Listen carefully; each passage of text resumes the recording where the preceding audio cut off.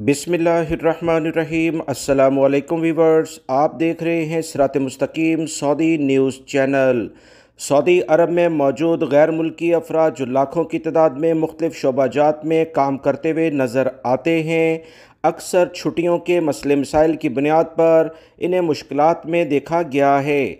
बहुत सारे गैर मुल्की भाई बीमार होने की बिना पर भी काम करते हुए देखे जाते हैं, क्योंकि इन्हें कवानीन का पता ही नहीं होता। इस बिना पर उन्हें मुश्किलात वाली ज़िंदगी गुजारनी पड़ती है।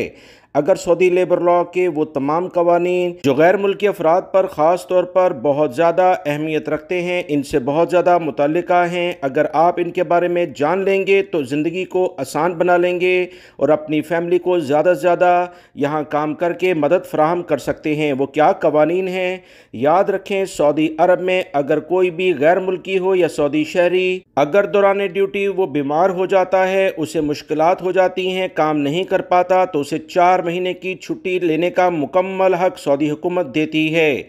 सऊदी अरब के कवानीन के मुताबिक 1 महीने की फुल तनख्वाह, यानी उसमें बेसिक पे की बात नहीं की जा रही, मुकम्मल तनख्वाह उसे बगैर किसी भी मुश्किल के लाजमी कंपनी कफील देगी। अगर उसकी सेहत बेहतर नहीं होती तो अगले 2 माह की तनख्वाह 75% उसे मुकम्मल तौर पर मिलेगी।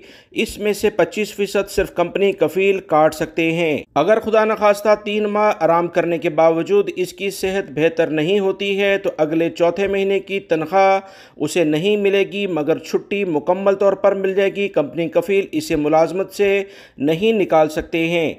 याद रखें, वो गैर मुल्की अफराद जो कि सेहत के मामले में जालसाजी करके किसी भी तरह से छुट्टी लेने की कोशिश करेंगे, इनके खिलाफ भी सख्त कार्रवाई सऊदी हुकूमत करती है। जालसाजी के जरिए छुट्टी लेने की कोशिश ना करें। वीडियो लाइक करके शेयर भी कीजिएगा। मिलेंगे मजीद ताज़ा तरीन अपडेट के साथ। अस्सलामु अलैकुम।